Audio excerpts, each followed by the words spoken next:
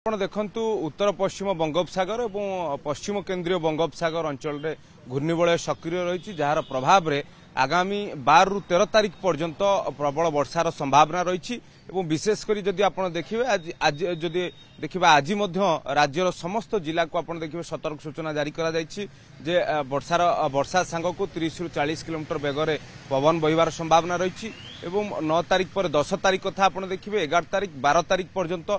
प्रबल वर्षा रहिबो एवं 13 तारिख रे क्रमशः वर्षार परिमाण कमिबार संभावना रहुछि किंतु 10 तारिख रु अर्थात आपण देखिबे आसंता काली ठारू वर्षार परिमाण राज्य रे बढ़िबो एवं पाखापाखी जहा पाणीपाग विभाग पक्षरु अपडेट आसुछि जे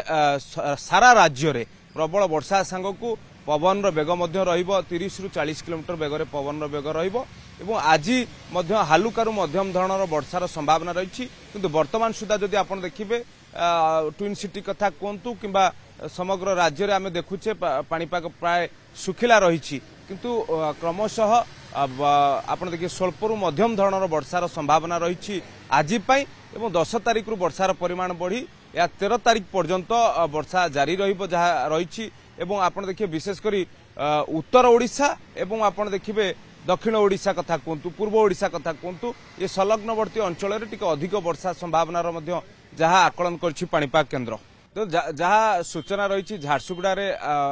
गत 24 घंटा भितर प्रबल वर्षा